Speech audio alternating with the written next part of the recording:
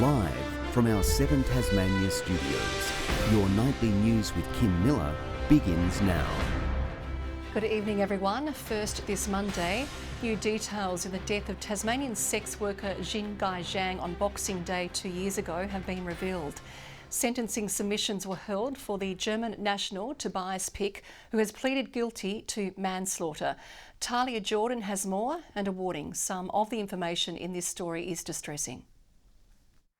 Sex worker Jin Gai Zhang, known as Laura, died in this Wellington Street home in Launceston in 2020. Tobias Pick and his girlfriend had spent the days leading up to him hiring a sex worker arguing. Here on a working visa, Pick engaged Laura once before, claiming on that occasion she had asked him to choke her. His lawyer, Olivia Jenkins, telling the court he'd never done the act of strangulation during sexual intercourse before and that it was her who had put the rag around her neck. He admitted to stealing money and a phone from the victim prior to her death. He says he didn't realise she was unconscious, and once he did, he got scared, loosened the rag and ran away. She was found dead later that evening by a man who was in another room wearing headphones. Ms Jenkins told Justice Robert Pearce her client deeply regretted the incident and wishes every day he sought help from emergency services. A victim impact statement was read to the court on behalf of Laura's husband, who he refers to as Mimi, saying what he did ruined everything in every way and that he's taken someone so good from the world. Pick will be sentenced tomorrow afternoon. Talia Jordan, 7 Tasmania News. 4 people found guilty of manslaughter have today been sentenced over the killing of 23-year-old Burnie man Bobby Medcraft. Talia Jordan joins us again from the Launceston Supreme Court. Talia, what happened in court? Kim, Justice Robert Pearce delivered his sentence to a full courtroom here this afternoon.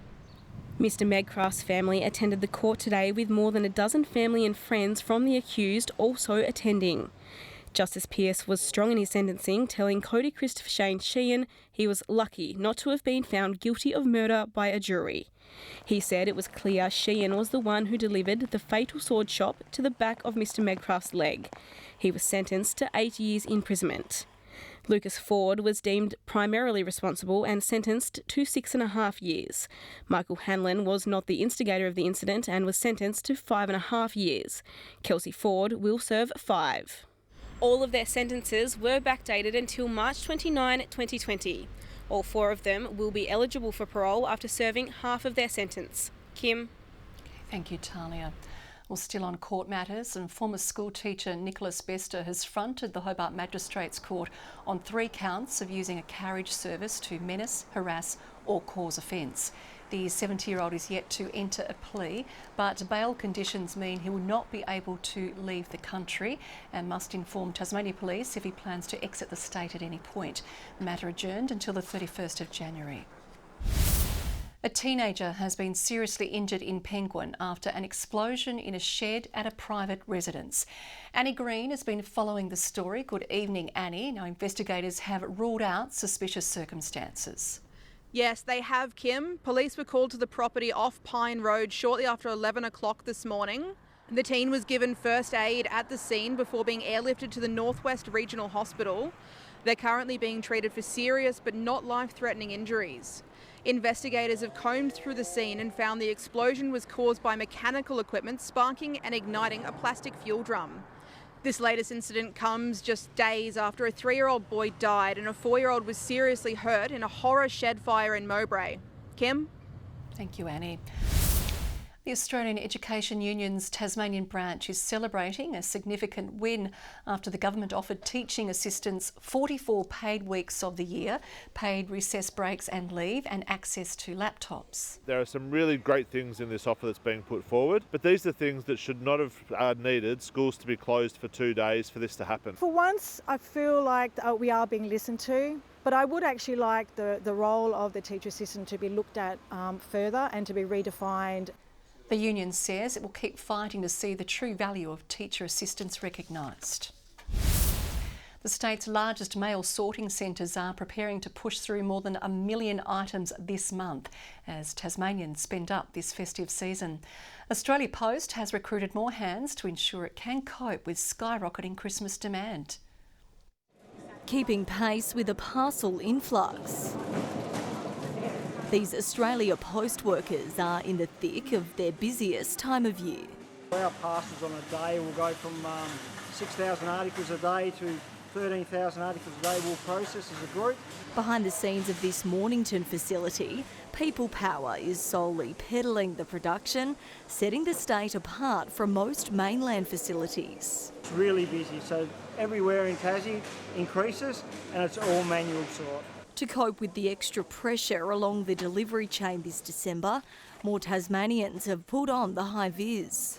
So this year we've employed 10 additional staff to help us out, and we actually start moving more of our staff into a window time when our product arrives. But it's not only packages coming through the door in volume.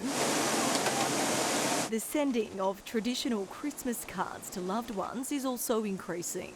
This time of year we're looking at about 35 to 40,000 letters a day will come into from the state, so really busy time of year for us. Those still searching for the perfect Christmas gift are urged to do so sooner rather than later, with domestic delivery deadlines now just a week away. We're looking at the 12th of December, for our local, and the 19th for our express post if we want to get them there in time. Get that post in early, remember those dates, and use that correct addressing. Grace Evans, 7 Tasmania News. Groundbreaking research has uncovered the remains of the last Tasmanian tiger in existence. After the skeleton was kept in a closet for more than 80 years, it's now become the centrepiece of an exhibition at a popular Tasmanian museum. For decades, this black and white footage was thought to capture Tasmania's last thylacine that died in 1936. Researchers now realising the facts have been deeply misconstrued. I remember I was working downstairs in the basement and my supervisor came in and said, look what they found in one of those cupboards, and it was this skeleton on all these boards. Dr Robert Paddle and Catherine Medlock uncovered a taxidermist report that led to the discovery of a separate Tasmanian tiger, its skin and bones stored under their noses this entire time in the Tasmanian Museum and Art Gallery. The last thylacine that arrived at the zoo was obviously an adult and didn't survive for any significant length of time. The animal was captured illegally in 1936. As a result, it was never recorded in the system. A lot of the skeleton, the bones had registration numbers on them, except for this one skeleton, had no inscriptions whatsoever on it. An education officer transporting the specimen around schools in the late 1930s for learning purposes. The fur on its head now visibly worn away from school children patting it. We didn't understand the significance. And while the public won't be able to get as close to the extinct animal as those students, they can still see the remains, which have now taken up permanent residency in the museum's thylacine exhibit. Brianna Boylan, 7 Tasmania News. 10 new 2-bedroom units have been built in New Norfolk, adding to the 29 properties already on site. The entire project, costing almost $5.5 million, is part of the government's plan to build 10,000 social houses by 2032. These will all be identified for people on the housing register who are a priority, and they will be coming here in coming days and moving in. The government's big on rhetoric but very poor on delivery when it comes to housing. They have to build 3 houses a day to meet their 10,000 target, and it's just not believable. The government says it is working hard to secure land for new builds. Less than 2 weeks out from their Big Bash opener, paceman Nathan Ellis says there's no better feeling than having the big hitting tournament nearly here. He gave us a sign of what's to come at today's launch, reeling in the catch of the day. Nathan Ellis needed a little warm-up. Oh, he went the flip! But take 2 stole the show. Oh, brilliant! His slick flip nailed the classic catches at today's Big Bash launch. Ellis a natural fit for the fun contest. When we're commentating and watching the game and look at you and think, God, you're having so much fun. Is it that much fun? Yeah, it's great fun. I mean, until you get hit for 4 and 6 every second ball, that's when it gets a bit tough. But yeah, I love it. I love this time of year. The serious stuff starts on Friday week when the Canes open their season against the Melbourne Stars. Tasmanian fans have their first taste on Monday, December 19, when the Hurricanes face Perth in Launceston, before the T20 show rolls into Hobart on Christmas Eve, an afternoon game against the Renegades. We've had a few good years and I think we've built to now, so I feel like now's our time to go close and try and win it. They'll look to claim that elusive trophy with 3 Pakistani recruits on the books. Shadab Khan to be replaced by England's Zach Crawley partway through the season. And we've got Ricky Ponting down now as well, so hopefully, fingers crossed, this is our year. And Julia Kavanagh has been the standout for Tasmania's under-19 women at the National Championships. She scored 51 for the side in Perth, but Tassie lost to Western Australia by 38 runs. Good evening. Well, what a difference a day makes. I'm sure we all remember yesterday. So what happened today? Hobart a low of 12 overnight and a high of 12 today.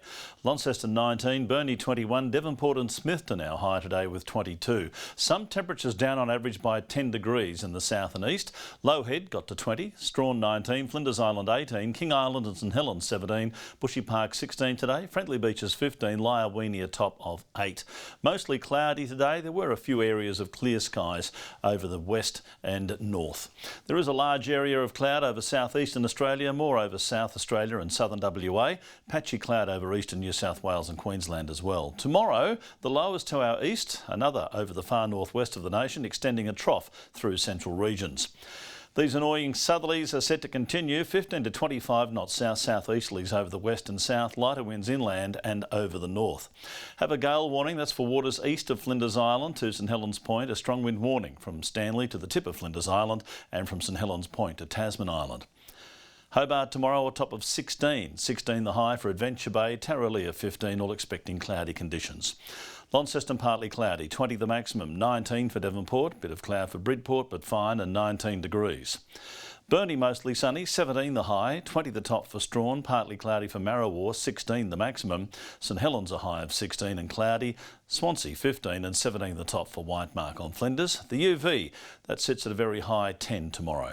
On Wednesday, showers developing and extending statewide in the afternoon and evening. Snow to 700 metres, would you believe it? Showers over the west, central and south on Thursday. More snow on the peaks and conditions improving on Friday to be cloudy and partly cloudy, but still cool southeast to southwesterly winds over the state. Further north, 29 in Perth tomorrow, partly cloudy in Adelaide, a shower or 2 in Melbourne, an early shower clearing from Sydney, sunny and warm in Brisbane. Well, Hobart's warmed up from its high today of 12 to currently be 13 degrees. Launceston breezy and 14 at the moment, sunny in Devonport and 17 degrees. Meant to tell you about this, Kim, too. While you were away, I got some mail and it was from Alicia and Dylan. 2 people I don't even know. They've invited me to their wedding. It's on the 29th of April next year and I've just missed the RSVP date. Lucky too, because they want me to pay $80 for my meal. Crazy. So you can't go. Dylan and Alicia, I reckon you've dodged a bullet there. And that is all your news for now. We'll be back later with updates. Thanks for joining us tonight. Good night.